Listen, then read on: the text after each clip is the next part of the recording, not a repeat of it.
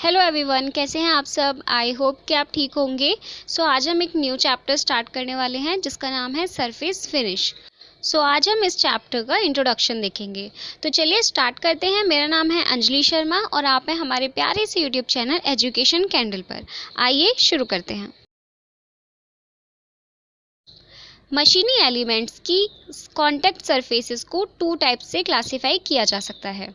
First is smooth and regular surface and second is rough and irregular surface. Smooth and regular surface अच्छी surface वाली surfaces को कहा जाता है और इनका डायरेक्ट रिलेशन होता है हमारी इंस्ट्रूमेंट की वर्क कैपेसिटी और सर्विस लाइफ से। जितनी ज़्यादा जो कॉन्टैक्ट सरफेस है वो स्मूथ होगी उतनी ही ज़्यादा वर्क कैपेसिटी और सर्विस लाइफ जो है वो बढ़ जाएगी, क्योंकि जब हमारी जो सरफेस होती है वो स्मूथ होती है तो उससे जो भी इंस्ट्रूमेंट हम उसके ऊपर यूज़ कर रहे हैं उसकी जो सर्विस लाइफ है वो भी बनी रहती है। अगर सरफेस इरेगुलर होगी या फिर रफ होगी तो उससे सर्विस लाइफ जो हमारा इंस्ट्रूमेंट है जो हम यूज़ कर रहे हैं उसकी कम हो जाती है। इसका डायरेक्ट रिलेशन अगर हम देखेंगे तो वो होता है हमारे इंस्ट्रूमेंट की सर्विस लाइफ और वर्क कैपेसिटी से। तो इसीलिए ये बहुत ज़रूरी है कि हम जानें कि सरफेस की फिनिश और रफनेस क्यों ज़रूरी है। तो इसी के लिए हम ये जो चैप्टर है हमारा सरफेस फिनिश इसे पढ़ेंगे। सरफेस की फिनिश और रफनेस डायरेक्ट जो डिपेंड करती है वो है resistance to wear, lubrication, tool life, load bearing capacity, fatigue resistance, corrosion resistance, vibrations and noise.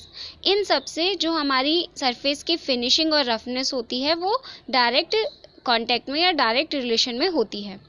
Instrument की वर्क कैपेसिटी निर्धारित एक करने के लिए, यानी कि अगर आपने कोई इंस्ट्रूमेंट लिया है और आपको उसकी वर्क कैपेसिटी को एक लेवल तक, एक निर्धारित स्तर तक बनाए रखना है, तो उसके लिए बहुत ज़रूरी है कि आपकी जो सरफेस है उसकी फिनिशिंग उसी के अकॉर्डिंग रखी जाए। कॉन्टैक्ट सरफेस में रफनेस के कारण उनमें घिसाव की अधिक संभावना होती है, यानी कि जो कॉन्टैक्ट सरफेस है अगर वो रफ होंगी तो उसमें जो वियर होगा उसकी ज़्यादा कंडीशंस बन जाती हैं। तो इसके लिए आप क्या कर सकते हैं, लुब्रिकेशन यूज़ करके आप इसकी जो वर्क कैपेसिटी है उसको बढ़ा सकते हैं। जितने भी हमारे मशीनें या फिर इंस्ट्रूमेंट होते हैं उनमें अधिक सामर्थ्य और लोड बियरिंग के लिए सरफेस का स्मूथ और हार्ड होना बहुत ज़रूरी है। यानी कि अगर आपको मशीनें यूज़ करनी है या कोई इंस्ट्रूमेंट यूज़ करना है और उनको आपको क्या करनी है, उनकी जो स्ट्रेंथ है उसको और लोड बियरिंग को बढ़ाना है, तो उसके लिए आपको ये ध्यान रखना होगा कि जो यूज़ कर रहे हैं आप उनकी सरफेस स्मूथ हो और हार्ड हो। फटीग की वजह से फेल होने वाले मशीनी एलिमेंट में सबसे ज़्यादा जो इफ़ेक्ट पड़ता है वो होता है शार्प कॉर्नर और एजेस का। उन शार्प कॉर्नर और एजेस पर सबसे ज़्यादा इफ़ेक्ट पड़ता है हमारा, क्योंकि यहाँ पे जो स्ट्रेसेस होते हैं, स्ट्रेसेस का कंसंट्रेशन होता है। हमारी जो इरेगुलर सरफेस होती है वो भी इन्हीं का काम करती है, यानी कि जो हमारी इरेगुलर सरफेस है वो क्या करेगी, वो भी इन्हीं की काम करेगी।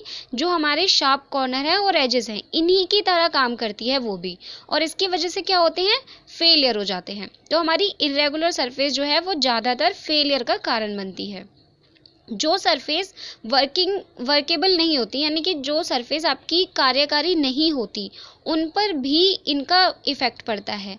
कार्यकारी नहीं होती मतलब जिनके बीच रिलेटिव मोशन नहीं होता, उन पर भी सरफेस की इरेगुलरनेस का बहुत इफ़ेक्ट पड़ता है। तो इसीलिए हमारी जो सरफेस है, कॉन्टैक्ट सरफेस है, उसका स्मूथ होना बहुत ज़्यादा ज़रूरी है। तो इसीलिए हम इस चैप्टर में क्या डिस्कस करने वाले हैं, सरफेस फिनिशिंग की जो हमारी सरफेस है उसका स्मूथ होना क्यों ज़रूरी है।